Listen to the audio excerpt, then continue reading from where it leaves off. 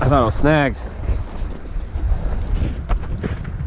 Hey guys, Tim with Great Lakes Flying Outdoors. Today I'm going to be drifting for trout with a spawn sack and a bobber. I'm going to be talking about how I do that. It's a super simple way to fish for trout in the winter. I don't really ever float fish with a spinning rod. I'm always fly fishing, so this is actually a legitimate first for me. So let's see if we can't get some fish on shore. My buddy Alex is going to be joining me just in a little bit. Sun's just about up, so it's time to fish this river. It's legally time. You can't fish it when the sun's down. So yeah, let's see if we can't get some fish on shore.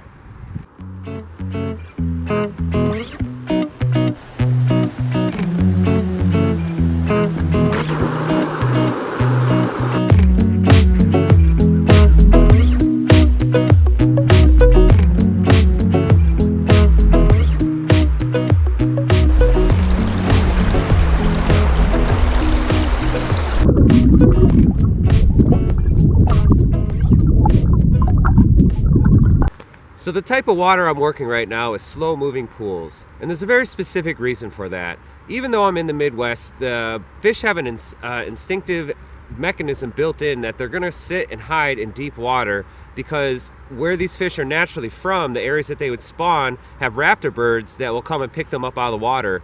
The most troubling one is the osprey, which can dive anywhere from 3 to 5 feet in the water to snatch a fish up. So they're going to sit in the deepest water during the day, only to come out onto the gravels and shallow riffles in the evening.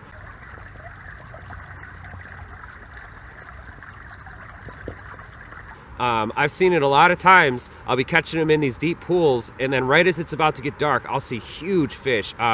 Just amazingly big steelhead and others. And this is out in the West Coast where I used to live in California.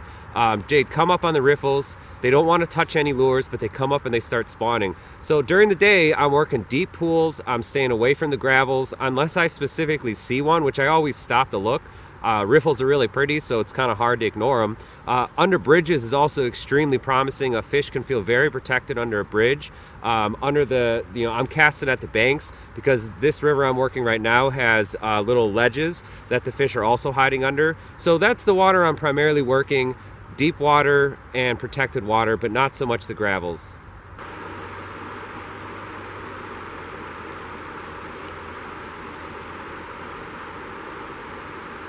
Oh, is it?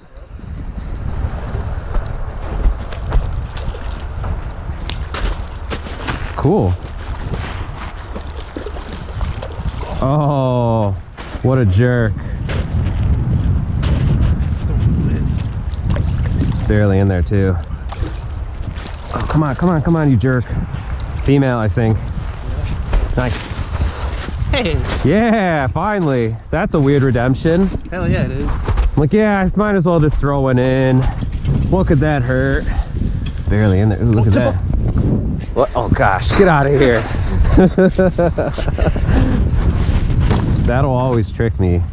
There's a male, I think, with a broken kite. Yeah, that or it was land soft.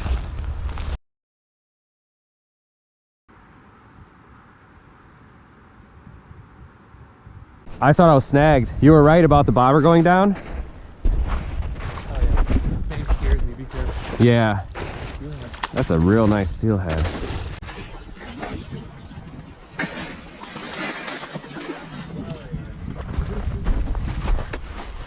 Feels great on this rod. I'll have to tell Art about that.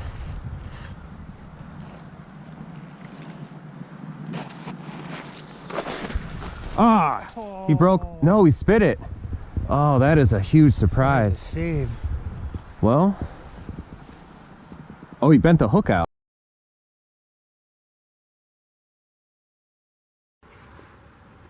So these are the different things that I'm using.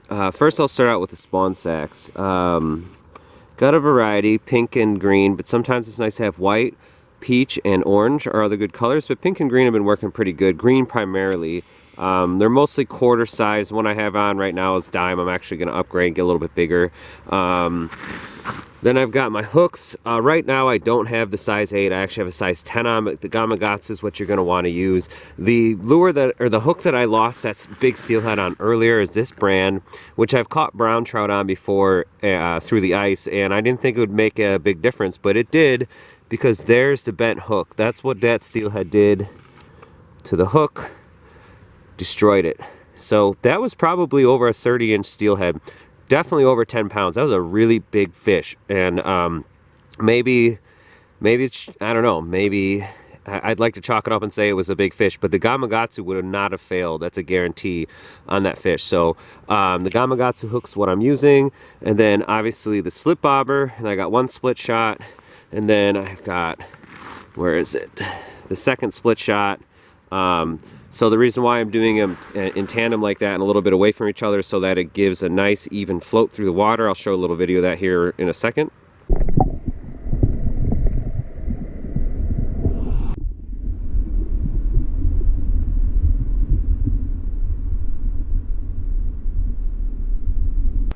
And honestly, here I wouldn't need the 2 split shots if it wasn't so cold. It's such a slow moving waterway. You can use more than 2. It's as many as you need to put on there to keep your egg floating straight up and down without also sinking your bobber. Now this braid that I'm using is getting a lot of ice on it, so the extra split shot's helping pull the line through the bobber. So that's why I'm using the 2. I would probably just use 1 because the water's so slow here, but that's what I'm using.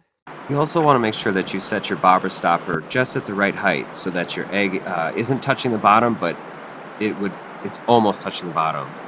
So you want it so it's just going over the rocks, it's not touching anything, but the fish's strike zone's really small right now. You'll be able to tell that, you know, when your bobber runs nice and clean like that. You also need to mend your line to make sure that there's no drag on the bobber, and therefore it'd be the egg making it run irregularly. So that's done by simply just lifting your line like you would if you fly fish. It's the same thing. But you want to do your best to keep the egg on the bottom and give it that really nice natural look in the water. Because like I said, the strike zone right now in the cold water is really small. I see the bobber down. I'm like, oh, I'm snagged. It's a rainbow or a steelhead. Yeah. There's got to be. This is that female.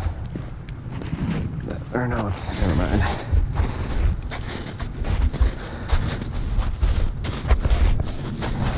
There's got to be something with the gravel right here, though. Yup. Yeah, I think call it off, dude. Yeah. Turn it, go for one? Yeah. Thank you for reminding me. I wonder if it's the green. It's been all on green.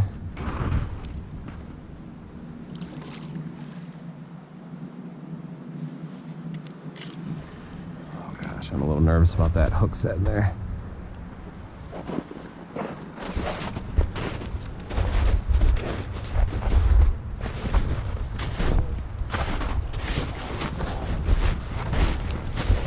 I don't want to pull her because I can see the bait. Come on, we're gonna let you go. Yes. Dude, that's a beautiful. Yeah. You keep her in the water. Yeah. Up your drag. Yeah. Lower her down a little bit.